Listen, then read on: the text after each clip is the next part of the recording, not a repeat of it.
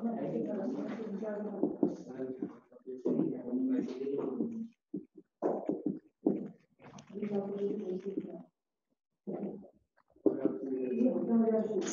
The unit of life, cell the unit of life. बेटा आपके पास अगर एनसीईआरटी हो तो आप फ्रंट पेज पे देख रहे हो,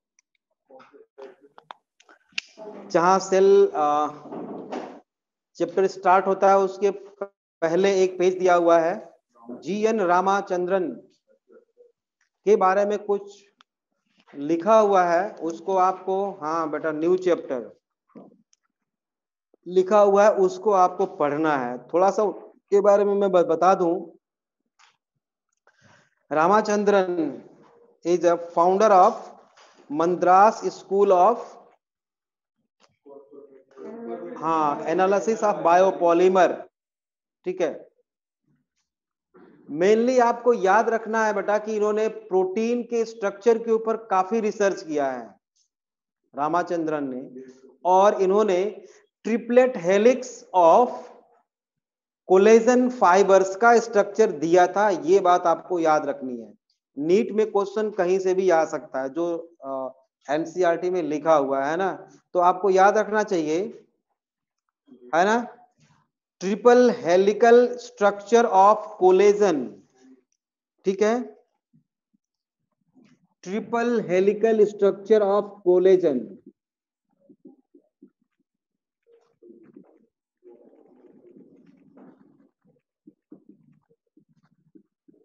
स्ट्रक्चर ऑफ कोलेजन, और ये हम लोग पढ़ चुके हैं, हमने पढ़ाया था कोलेजन फाइबर्स का स्ट्रक्चर, है ना, triple helical structure of collagen given bye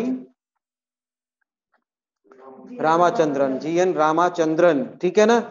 और बाकी का आप लोग पढ़ लोगे, आसान है। हम सीधे शुरू करते हैं बेटा सेल से, ठीक है। सेल एक्चुअल में है क्या, ये क्लोज सिस्टम होता है या ओपन? तो आंसर होगा बेटा ओपन सिस्टम होता है ना। सेल एक ओपन सिस्टम है। ओपन इसलिए बेटा, ओपन इसलिए क्योंकि ये बाहर से न्यूट्रिएंट्स को एब्जॉर्ब करता है बेटा, और जो भी इन्वायरमेंटल कंडीशंस होती है उसके अगेंस्ट ये रिएक्ट करता है। हाँ, तो सेल एक ओपन सिस्टम होता है, ये बात आपको याद रखनी चाहिए, ठीक है। बाद में अभी लिखवा देंगे इसको भी। और ये इंडिपेंडेंट एग्जिस्टेंस होता है सेल का, जो जितने भी लाइफ के लिए जो रिस्पॉन्सिबल एक्टिविटी होती है बेटा, वो सब कुछ परफॉर्म किया जाता है एक सेल के द्वारा, ठीक है ना। तो इसीलिए सेल को हम क्या बोलते हैं, it is functional, structural and functional unit of life, ठीक बात है। तो सेल हेडिंग दो, हाँ हेडिंग दो बेटा सेल, और लिखिए सेल में लिखिए cell is a structural, cell is a structure, cell is a structure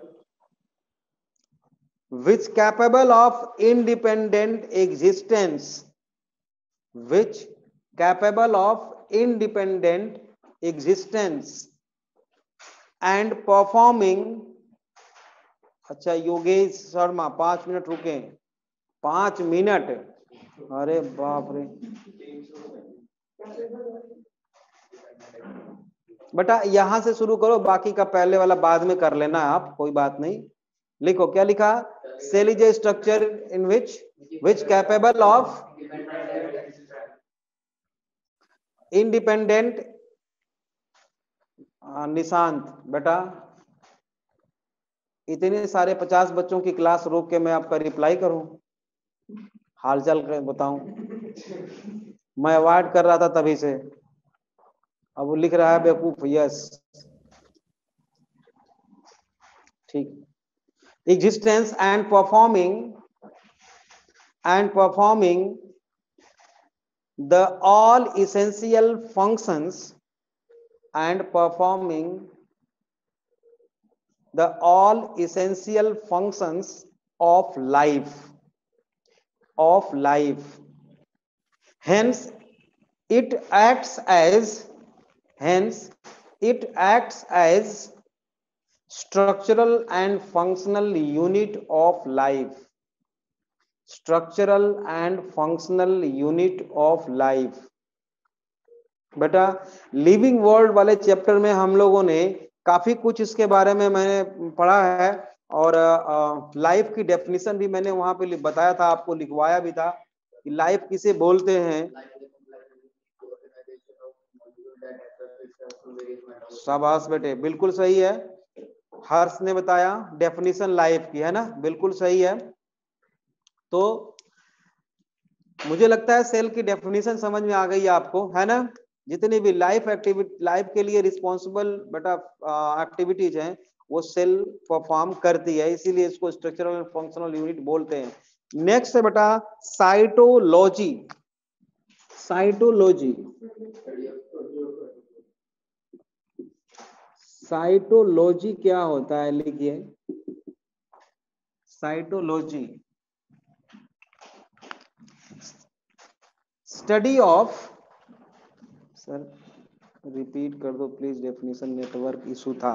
अच्छा नेटवर्क इशू था, आप लेफ्ट भी कर गए थे। हाँ अभी देखो अंकित कुमार लेफ्ट कर गया, ये मुझे लगता है नेटवर्क प्रॉब्लम है आप लोगों के यहाँ। लिख ले बेटा, फिर से दोबारा बोल देता हूँ, चलो, लेकिन अगर ऐसे ही चलता रहा तो सिलेबस डिले हो जाएगा ना। अभी एक और बैच है उसमें आगे अब लोग चले गए हैं। Cell is a structure which capable of independent existence, which capable of independent existence, performing performing the all essential functions of life. Hence it acts as structural and functional unit of life. ठीक है, अगर नहीं लिख पाए ना तो recorded lecture से लिख लेना। चलो साइटोलॉजी लिखो, study of forms, structure and composition. Study of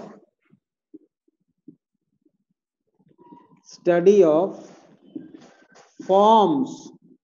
forms का मतलब कि कितने टाइप की सेल्स होती हैं, मॉर्फोलॉजिकली, है ना।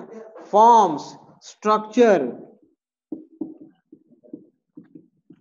और structure and composition, not a function, composition.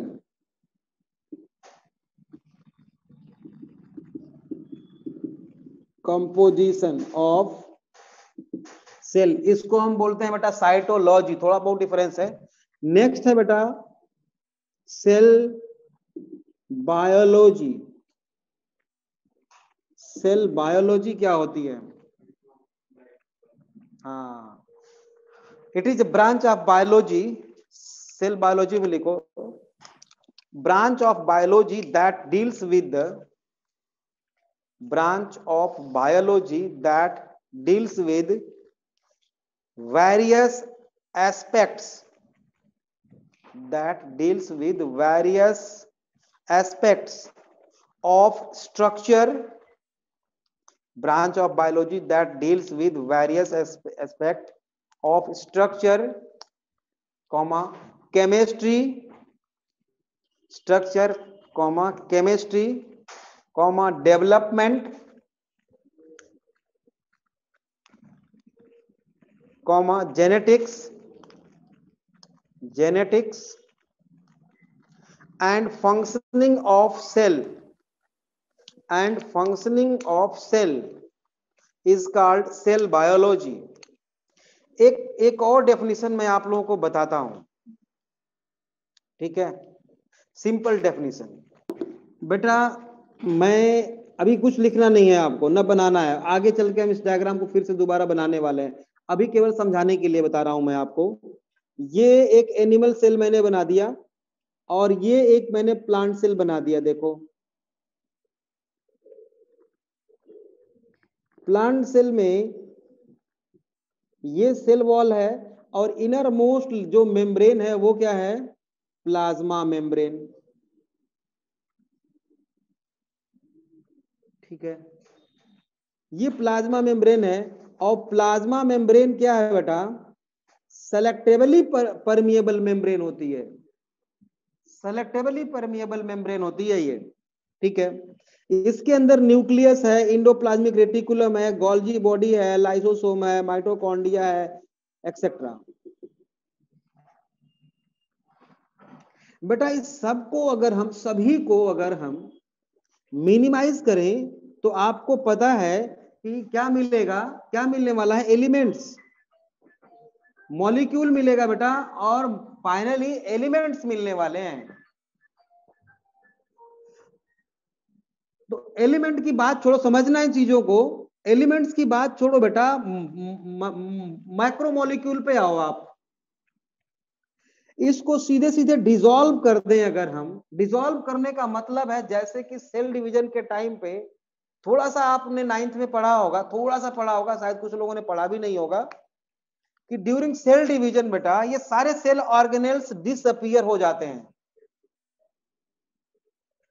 Disappear होने का मतलब ये है बेटा, समझना चीजों को, समझ में आ जाएगा तब बोलना, फिर मैं आगे बढ़ूंगा।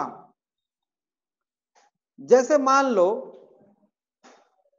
बर्फी है, मिठाई होती है बर्फी, जानते हो, या पेड़ा, चीनी से और मिल्क से बना हुआ है, मावा से बना हुआ है बेटा। अगर उसको आप किसी बर्तन में रख के हीट कर दो तो लिक्विड हो जाएगा, मतलब बर्फी नाम की चीज खत्म।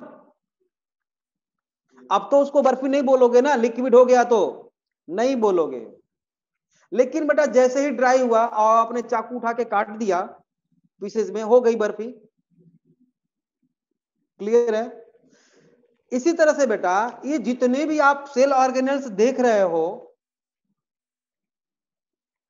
ये सब कुछ डिजॉल्व हो सकता है बायोमोलिक्यूल में और फिर से रीअपीयर हो सकता है। सेल डिवीजन के टाइम पे यही होता है, अंदर बाहर वाली को छोड़ के, कुछ माइटोकॉन्ड्रिया को छोड़ के, डीएनए को छोड़ के, कुछ मॉलिक्यूल्स को छोड़ के। अब यहां पे देखो ये जितना कुछ है, जो सब कुछ है बेटा, वही है protoplasm. Means protoplasm is equal to plasma membrane, cell organelles, liquid cytoplasmic matrix, not of cytoplasm. Difference क्या है हम आगे पढ़ने वाले हैं। मतलब बेटा ये सब कुछ पूरे सेल को गलाने के बाद जो हमारे हाथ में आएगा वो प्रोटोप्लाज्म है। क्लियर है? अब देखो प्लांट सेल में क्या है, प्लांट सेल में ये बात नहीं है, थोड़ी सी अलग है। इसको अगर हम ऐसे मिनिमाइज करें, मतलब अगर वैसे डिसॉल्व कर दें, तो तीन चीजें हमारे हाथ में आएंगी। एक तो वैक्यूल आएगा जो प्रोटोप्लाज्म का पार्ट नहीं है, और दूसरा सेल वॉल आएगी। Cell wall and vacuole is a non living part of the plant cell. ठीक बात है? तो प्लांट सेल में से बेटा अगर हम वैक्यूल को और सेल वॉल को दोनों को बाहर निकाल दें तो जो कुछ भी बचा वो क्या है, protoplasm. And protoplasm is the living matter of the cell. Huxley ने हाँ इसी को बोला था फिजिकल बेसिस ऑफ लाइफ।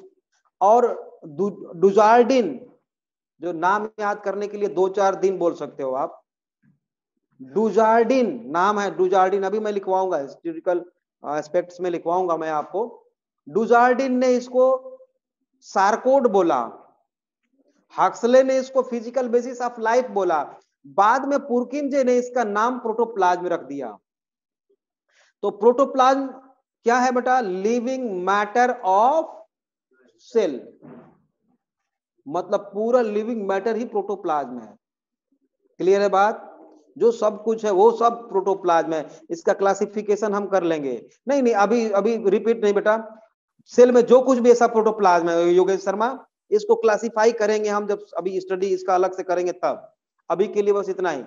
यहां पे मैं ये कहना चाहता हूं बेटा कि सेल एक्चुअल क्या है, organised mass of protoplasm that surrounded by selectively permeable membrane is called cell. Simple से डेफिनेशन हो गई। सेल क्या है, organised mass of protoplasm that covered by selectively permeable membrane. तो आप क्या करोगे बेटा, नेक्स्ट पॉइंट पे आप स्टार लगाओगे ऐसे और लिखो, लिखो cell is organized mass of protoplasm, cell is organized mass of protoplasm surrounded by protective and selectively permeable, आइए selectively, अच्छा फिर से बोल दूं, cell is organized mass of protoplasm surrounded by a protective and selectively permeable membrane. Next point, term eukaryote and prokaryote, prokaryote and eukaryote term related to cell given by Cottons, cotton मत लिख देना, CHA ओ लिखा हूं क्या मैं, CH कैटॉन्स, CHATTONS term prokaryote and eukaryote given by, हाँ अब लिखेंगे बेटा historical aspects, historical aspects number 1 मैंने रॉबर्ट लिख दिया, आगे आप बोल दो, हाँ रॉबर्ट हुक, कौन 1665, हाँ बहुत बढ़िया, लिखो फर्स्ट पर्सन, लिखिए first person to observe cell from dead cork cells, first person to observe dead cells from cork, from cork, ठीक है। नेक्स्ट पॉइंट लिखो, he wrote the book Micrographia, micro, इन्होंने एक बुक लिखी थी बेटा माइक्रोग्राफिया, किताब लिखा था इन्होंने एक। सेकंड लिखिए, हाँ नाम बोलो, एंटन वॉन लिवेन, हाँ लिविंग सेल, बहुत बढ़िया भाई, वेरी गुड, लिविंग सेल इन्होंने ऑब्जर्व किया था, ठीक है। Hooke, HO Antonie van Leeuwenhoek, लिखिए he was first person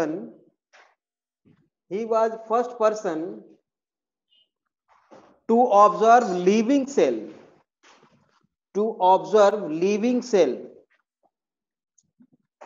वैसे हिस्ट्री तो बहुत ज्यादा है बेटा, लेकिन जितना हम लिखवा रहे उतना ही पढ़ना है आपको। Observe, first person to observe living cells in bracket bacteria, protozoa, spermatozoa, spermatozoa मतलब sperm, spermatozoa, RBC etcetera, and use the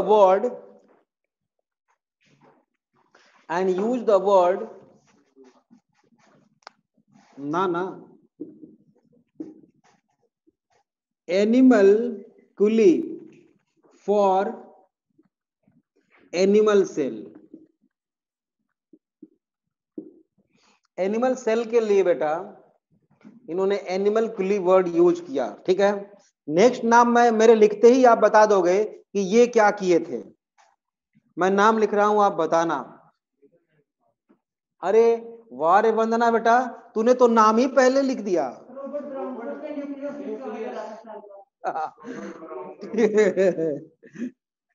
Robert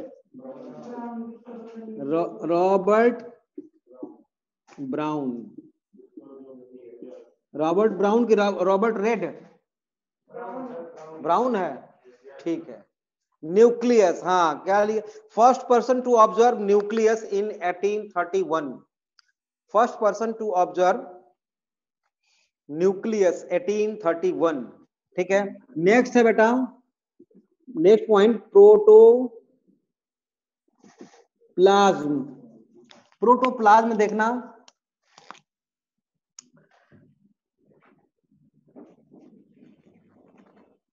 मैंने क्या बताया, प्रोटोप्लाज्म को फिजिकल बेसिस ऑफ लाइफ किसने कहा था, हक्सले ने कहा था। ठीक है, तो लिखिए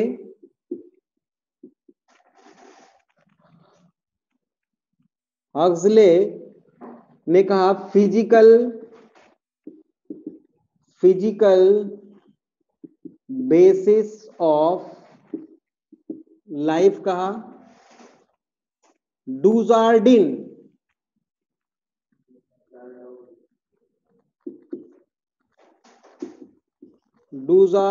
ने कहा बेटा क्या, इसी को सार्कोड बोला, और पुरकिंजे ने क्या किया, इसका नाम रख दिया, पुरकिंजे ने नाम इसका रखा बेटा प्रोटोप्लाज्म। ठीक है, अच्छा अगर क्वेश्चन आ जाए कि प्रोटोप्लाज्म इन्वेंटेड बाई, तो आप लिखोगे डुजार्डिन। हाँ, इन्वेंटेड, प्रोटोप्लाज्म इन्वेंटेड बाई डुजार्डिन। ठीक है, आप लिखो, अगर दोनों में से तीनों में से सेलेक्ट करने को आएगा तो आप डुजार्डिन का नाम लोगे। मैंने ईयर कहाँ बताया है, ये तो तू बोल रहा है, चले गया इतिहास में, फिजिकली। अब लिखो स्लाइडेन। स्लाइडेन जो थे बेटा, ये जर्मन बॉटनिस्ट थे, पूछता रहता है बार बार कि जूलॉजिस्ट थे या बॉटनिस्ट थे। ठीक है, स्लाइडेन, ठीक है, different type of cell in plant. हाँ लिखो, इन 1838, चाहो तो लिख लो अपने समझने के लिए, 1838 लिखिए। स्लाइडेन और स्वान ने बेटा दोनों की सेल थ्योरी को मिला के, और विर्चाउ का नाम हमें नहीं भूलना चाहिए, उन तीनों को मिला के विर्चाउ ने बनाया था सेल थ्योरी, इन दोनों को और अपना भी लगा के। हाँ लिखिए, Slyden, a German botanist who studied large number of plants,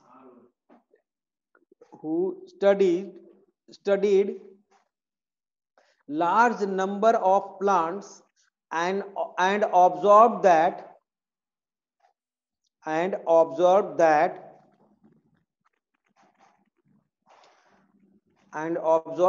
all plants are composed of different kind of cells. Number of, क्या बोला था मैंने, number of plants, and observed that all plants are composed of different kind of cells.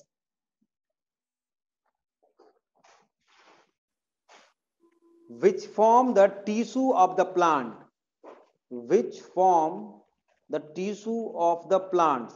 इन्होंने plants पे बहुत ज्यादा research की थी, है ना, उसको ऑब्जर्व किया बहुत सारे प्लांट्स को, और बताया कि प्लांट्स जो होते हैं अलग अलग सेल्स के बने होते हैं, और ये सारे सेल्स मिलके टिश्यू बनाते हैं।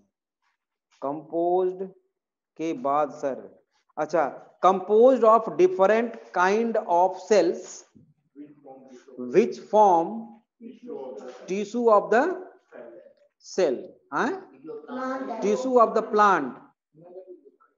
सर नेटवर्क इशू आ रहा है आज, प्लीज कल की, चलो रिकॉर्डेड लेक्चर डाल देंगे बच्चे, आप उससे डाउनलोड करके फिर कर लेना।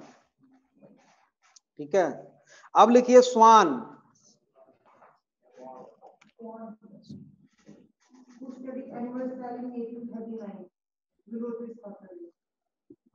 सही में पक्का, अच्छा तो फिर तो लिख लो, हाँ 1839 लिखोगे इसमें, 1839 लिखिए। Schwann, botany, sorry, British zoologist, British zoologist,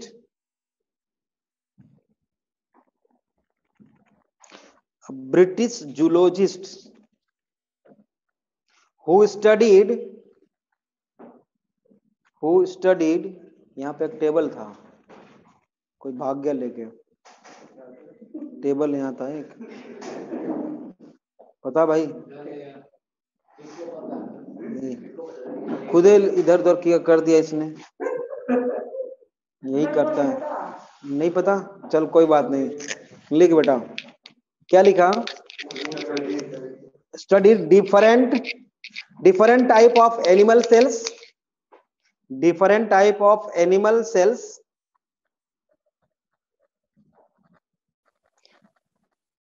and reported that different type of animal cells and reported that in case of animal cell and reported that in case of animal cell limiting layer is cell membrane, limiting layer मतलब चारों तरफ से bound, है ना, limiting layer is cell membrane in bracket plasma membrane, ऐसा बताया इन्होंने, plasma membrane bracket close full stop, limiting layer is cell membrane in bracket plasma membrane full stop, full stop. He also studied plant cell, थोड़ा बहुत उस पर भी study की थी,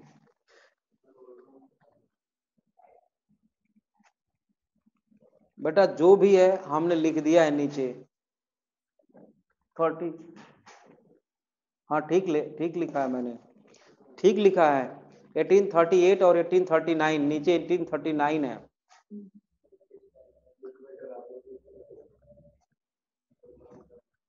भाई बुक पे ही बैठ जा तू, चल लिख आगे लिख, क्या लिखा है यार, भूलवा गया इसने, he also studied plant cell and observed that he also studied plant cell and observed that in case of plant cell and observed that in case of plant cell limiting layer is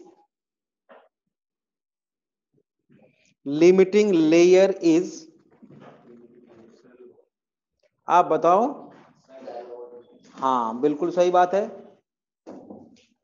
क्या बोला इन बच्चों ने, cell wall, cell wall, बहुत बढ़िया बेटा, हाँ limiting layer is cell wall. Next point लिखिए, on this Schwann proposed, next line है ये दूसरी line, on the basis of this, OTB लिख दो, हर जगह OTB लिखते रहो, on the basis of this Swan proposed the hypothesis, Swan proposed hypothesis that the bodies of animals and plants are, hypothesis that the bodies of animals and plants are composed of cells, composed of cells and product of cells, ये line बहुत ही important है बेटा, क्या बोला मैंने, compose of cells and product of cells, ठीक है, ये बात किसने बोली थी, स्वान ने स्पेशली बोली थी, और विर्चाउ ने क्या बोला था, किसी को याद है तो बता दे कोई, omnis cellula e cellula, means each cells are arise from pre existing cells, मतलब हर सेल अपने पहले से मौजूद सेल से ही बनती है, प्रोड्यूस होती है, ठीक है, विर्चाउ ने कहा था। रुडोल्फ, नेक्स्ट हेडिंग दो,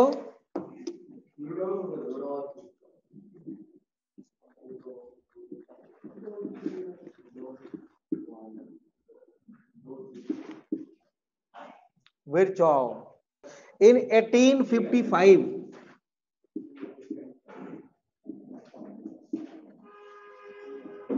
लिख लो, चेक कर लेना बाद में। Virchow first explained that cells divided and new cells divided. First explained that cells divided मतलब सेल डिवाइड करती हैं, ठीक है, cells divided and new cells are formed from pre-existing cells। क्या लिखा? that cells divided and new cells are formed from pre-existing cells। और बेटा इसी को क्या बोला जाता है? हाँ, इन ब्रैकेट आप लोग लिख लोगे ओमनीज सेलुला ई सेलुला।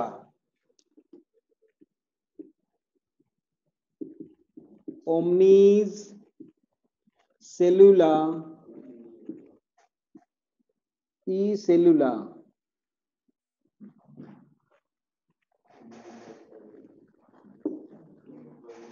ठीक है, ओमनीज सेलुला ई सेलुला का मतलब ये है बेटा all cells are arise from pre existing sales.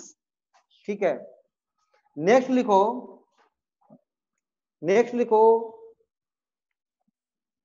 आज नेटवर्क इशू ज्यादा चल रहा है कुछ बच्चों के साथ। ठीक हो, नेक्स्ट लिखो, नेक्स्ट नाम लिखो जे हैमरलिंग। जे हैमरलिंग,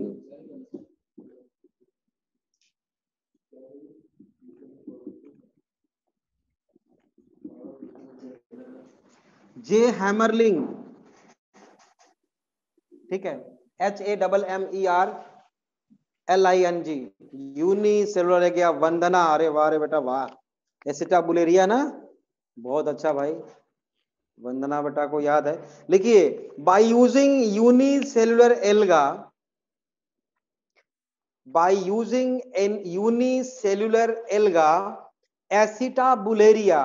अगर आप लोगों को याद हो तो मैंने एसिटाबुलेरिया का डायग्राम आप लोगों को बना के बताया था।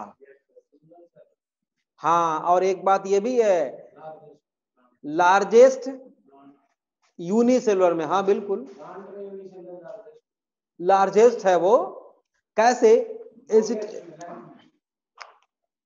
आप देखो, पहले देख लो, मत लिखना कुछ मत लिखो, पहले देखो इधर, ये देखो मैं क्या बना रहा हूं।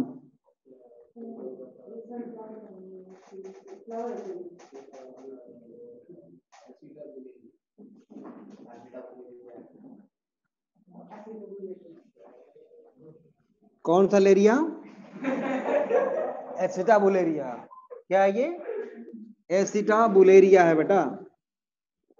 हाँ, आप देखो बेटा, ये न्यूक्लियस है, मैंने बनाया यहाँ पे बेटा, ये न्यूक्लियस बनाया मैंने। ये कोई देखने से कोई कह सकता है कि ये एक सिंगल सेल है? बेटा हाँ नहीं, इसीलिए बच्चों, ठीक है, हैमरलिंग ने इस पे काम किया और इसी के हेल्प से उन्होंने बताया, हाँ, कि जो सेल का फंक्शन होता है वो उसका न्यूक्लियस कंट्रोल करता है। बात पे समझना जरा सा, अभी न्यूक्लियस जो होता है बेटा सेल का कंट्रोल सेंटर होता है, ये बताया जे हैमरलिंग ने with the help of Acetabularia green algae, इसी पे स्टडी किया उन्होंने और बताया। लेकिन इसके साथ साथ एक बात हमें और याद रखनी चाहिए बेटा कि एसिटाबुलेरिया सेल थ्योरी को फॉलो नहीं करता। देख लो, ऐसा सेल होता है कहीं?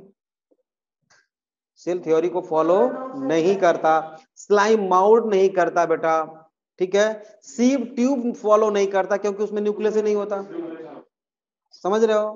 तो अभी मैं ये लिखवाऊंगा एनर्जी। सर ये फैन लग रहा है, हाँ फैन लग रहा है। अच्छा, वो टेबल फाइन बोल रहे हो आप लोग। हाँ कोई बात नहीं, चलो लिख लिया ना, तो लिखिए जे हैमरलिंग में लिखा, क्या लिखा, by using unicellular green algae Acetabularia he shown that the functioning of cell is he shown that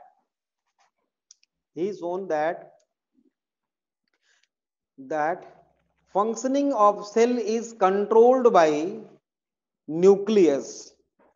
Functioning of cell is controlled by nucleus. ठीक है, नेक्स्ट थोड़ा सा इनका भी कंट्रीब्यूशन था नॉल एंड रस्का का, KNOLL नॉल एंड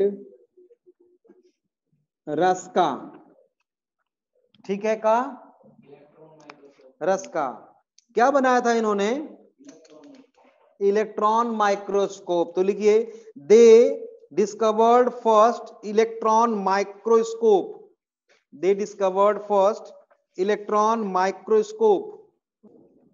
चल बेटा लोग लिखो आप लोग, न्यू हेडिंग सेल थ्योरी,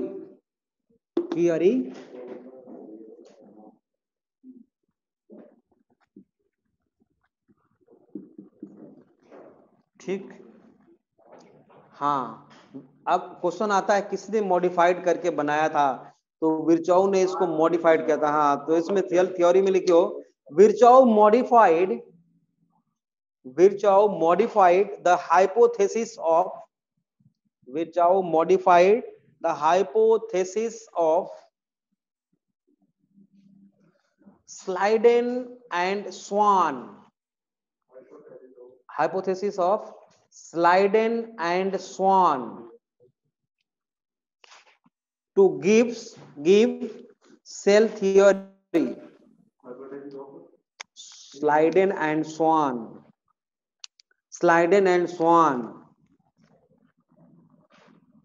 खोल के रखो पूरा कान। हाँ मैं एनसीईआरटी से ही चल रहा हूं बच्चे, अभी पूरी तरह एनसीईआरटी का है पेज मेरे पास, एनसीईआरटी। हाँ हाँ बिल्कुल बिल्कुल। तुम्हें क्या लगा,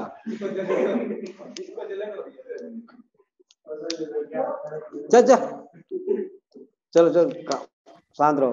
क्या लिखा, Schleiden and Schwann to give cell theory.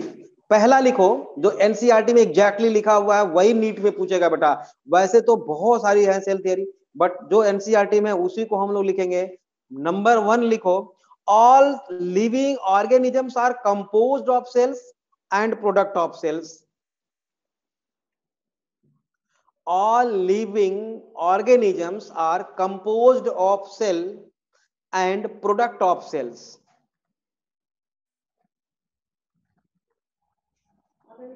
लिख लिया, अब समझते हैं इसको कैसे कैसे। हाँ देखो स्क्रीन रुक गई है, अभी समझ लो। हाँ चलो चल पड़ी बेटा। यूनिसेलुलर ऑर्गेनिज्म की बात करेंगे तो वो देखो ये सेल्स सिंगल सेल्स के बने हुए हैं, और ये सेल अलग अलग है, डिफरेंट शेप एंड साइज की हो सकती है, ठीक बात है, ठीक है। लेकिन ये तो यूनिसेलुलर ऑर्गेनिज्म है, सिंपल एक सिंगल सेल का बना है, तो सेल का बने हुए हैं ये। लेकिन प्रोडक्ट ऑफ सेल्स का क्या मतलब है, अगर मान प्रोडक्ट ऑफ सेल्स का मतलब है बेटा, हम अपने बॉडी के किसी भी ऑर्गन का को अगर देखें, अगर हम माइक्रोस्कोप से देखेंगे तो आप पाओगे बेटा कि ये सेल्स हैं, ठीक है, और इनके ये न्यूक्लियस है मान लो, इनके बीच में मैट्रिक्स है, ये मैट्रिक्स का स्टेट अलग अलग है। ये बहुत ही टफ होता है बोन के केस में, ठीक बात है।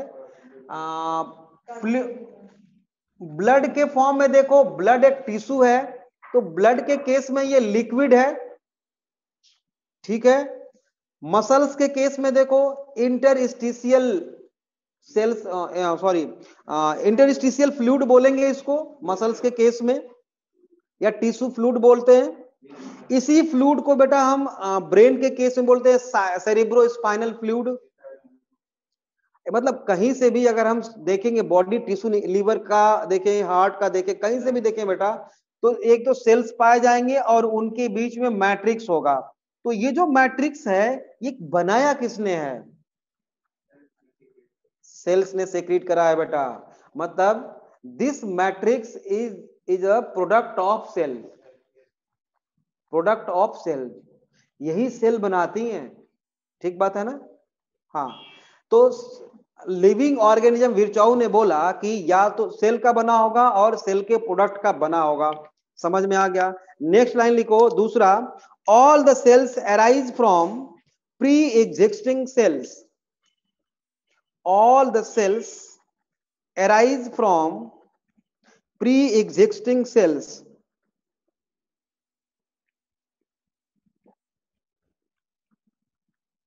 In bracket omnis cellula is cellula। बिल्कुल सही बात है। आप एनसीईआरटी लेके बैठा करो, कभी कभी मैं एनसीईआरटी की लाइन ही सारा का बोलता रहता हूं, समझ रहे हो ना? हाँ, तो एनसीईआरटी लेके बैठा करो आप लोग क्लास में, आपके लिए फायदेमंद होगा काफी। ओमनीज सेलुला इज सेलुला, ठीक। एक्सेप्शन लिखो, ये नहीं एनसीईआरटी में लिखा है कि लिखा है? नहीं लिखा है, जो बहुत जरूरी है। एक्सेप्शन लिखिए, नीचे स्टार लगा के एक्सेप्शन लिखो। पहले तो हम बेटा लिखेंगे वायरस, वायरस सेल थियरी का एक्सेप्शन है, नहीं फॉलो करता। और मैंने अभी बताया एसिटाबुलेरिया और स्लाइम माउल्ड और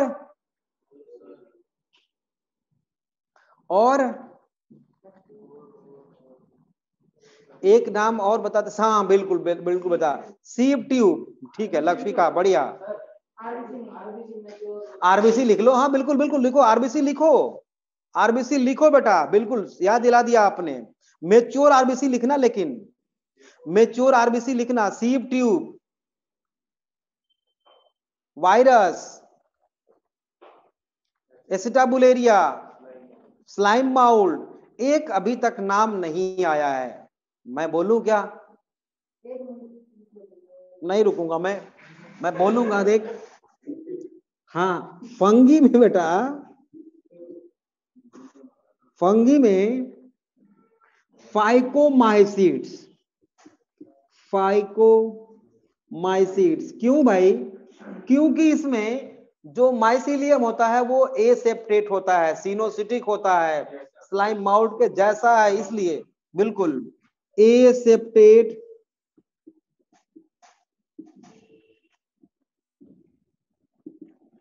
माइसिलियम। फंगस में एसेप्टेट माइसिलियम जो फाइकोमाइसीड्स में पाया जाता है। ठीक, लिख लिया। एक और लिखोगे आप स्टार लगा के कि साइटोप्लाज्म जो है वो प्लेस है जहां पे सेल अपनी सारी एक्टिविटी को परफॉर्म करता है ना? सेंट्रल एरिया है सेलुलर एक्टिविटीज के लिए। तो लिखोगे cytoplasm is a central area for,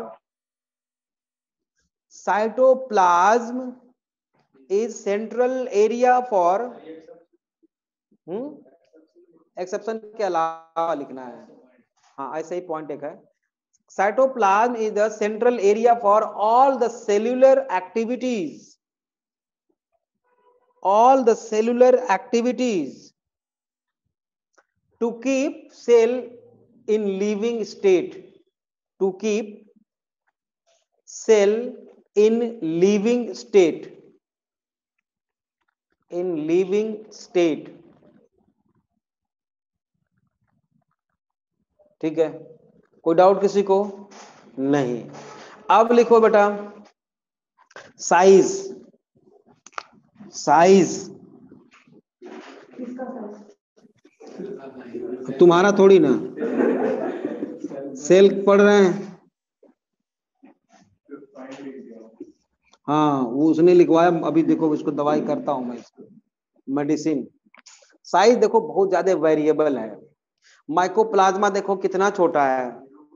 हाँ हाँ हाँ बिल्कुल बिल्कुल। तो लिख लो, it is highly variable, size में लिखो, it is highly variable, variable. PPLO, pleuropneumonia like organism, कितना होता है? स्मॉलेस्ट होता है ये 0.1 to 0.3 माइक्रोमीटर। बैक्टीरिया, बैक्टीरिया बेटा कितना होता है? हाँ, वन, जो एनसीईआरटी में गिवन है वही लिखना है, वही याद रखना है। 1 to 5 माइक्रोमीटर, 1 to 5 माइक्रोमीटर, ठीक है। आरबीसी कितना है? 7 माइक्रोमीटर। हाँ, ये याद रखना है, एनसीईआरटी में लिखा है ना, इसलिए याद रखना है। Typical eukaryotic cell, typical eukaryotic cell कितना होता है? 10 to 20 माइक्रोमीटर, 10 to 20 माइक्रोमीटर, याद रखना है ये, ठीक है। वायरसेस,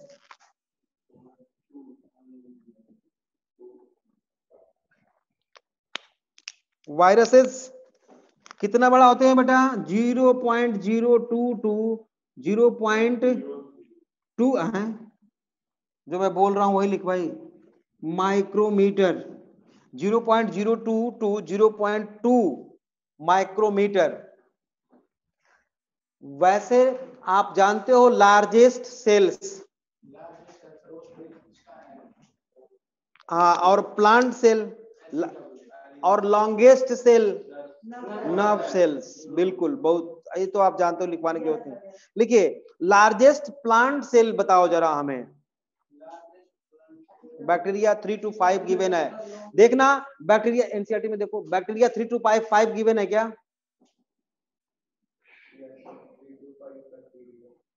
3 to 5 है, 3 to 5 है कि 1 to 5 है? कर लो 3 to 5, 3 to 5 लिख लो। लार्जेस्ट प्लांट सेल है,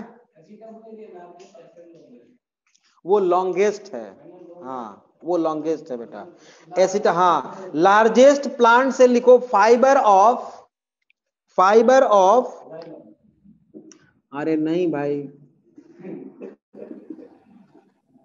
रैमी, RAMIE, है ना, हाँ रैमी। इस प्लांट का नाम है बोहेमिया, BOEHMERIA।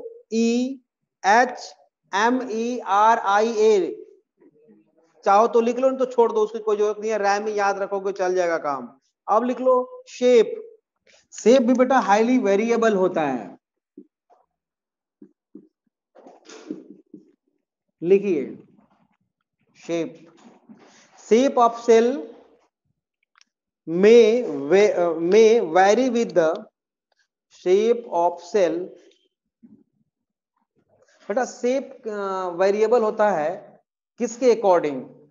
जैसा उसका फंक्शन होगा उसके अकॉर्डिंग, है ना, फंक्शन के अकॉर्डिंग जो परफॉर्म करता है। तो लिखिए क्या लिखा सेल में, shape of the cell may vary with the function they perform, may vary with the function they perform।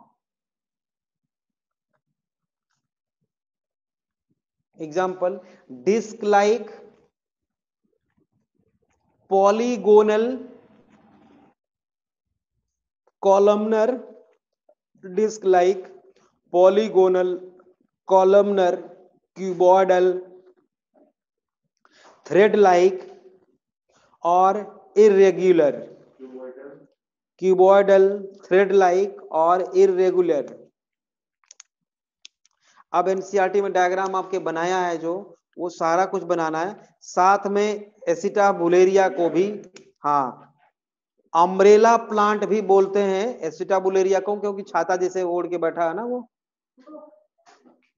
हाँ, तो वो अभी के अभी बनाना है, कल पे नहीं छोड़ना है। चलो शुरू करते हैं।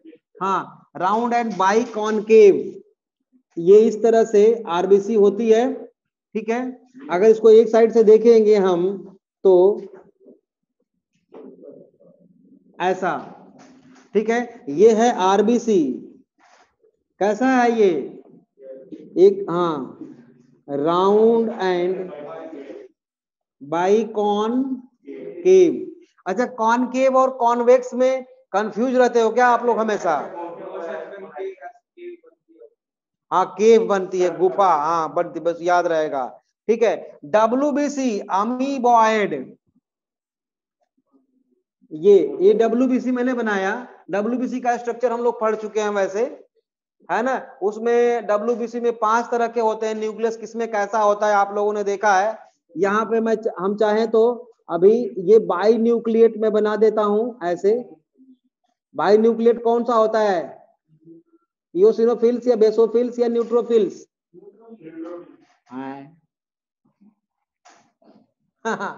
बेसोफिल, एसिडोफिल्स, बिल्कुल सही बात है बेटा, एसिडोफिल्स, ठीक है, देख लेना आप लोग, ठीक है। अमीबॉयड, डब्ल्यूबीसी ऐसा हो सकता है।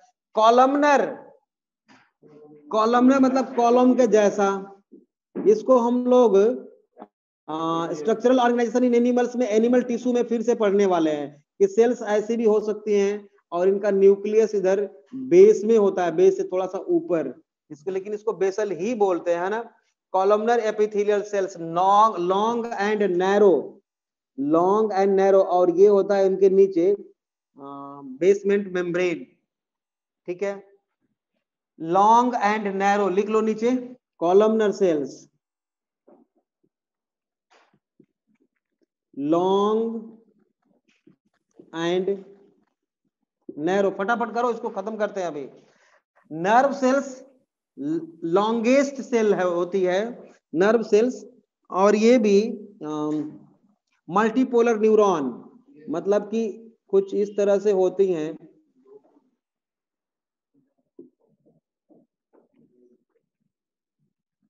ऐसे। ये न्यूक्लियस है, ये नर्व सेल्स हैं, नर्व सेल है बेटा, लॉन्गेस्ट सेल होती है एनिमल में, मतलब लेंथ में सबसे बड़ी, ठीक है। ट्रैकीड भी आपने देख चुके हैं आप लोग, ट्रैकीड टेपरिंग एंड होता है इसका, है ना, इस तरह से, इस तरह से। ये क्या है, ट्रैकीड है, इलोंगेटेड, इलोंगेटेड का एग्जाम्पल है, ठीक है। एसिटाबुलेरिया मैंने बताया ही था, ठीक है। और क्या है इसमें, मीजोफिल सेल्स दिया है, मीजोफिल सेल्स भी हम लोग पढ़ चुके हैं कैसा होता है। हाँ, मीजोफिल सेल्स बना लो, वो भी बना लो ऐसे, मीजोफिल सेल्स बना लो ऐसे, हाँ, राउंड एंड ओवल, ये हम लोग पढ़ चुके हैं। और एसिटाबुलेरिया याद रखना, एसिटाबुलेरिया यूनिसेलुलर ग्रीन एल्गा, ठीक है ना, कॉल्ड अम्ब्रेला प्लांट। एसिटाबुलेरिया को हम अम्ब्रेला प्लांट बोलते हैं बेटा। कितना बड़ा होता है, up to 10 centimetre long, up to, याद रखना, up to 10 centimetre long. Acetabularia का डायग्राम मैंने बनाया था, अभी आप लोग भी बना सकते हो। अम्ब्रेला प्लांट उसको हम बोलते हैं। ओके बच्चों, बाय, कल मिलते हैं।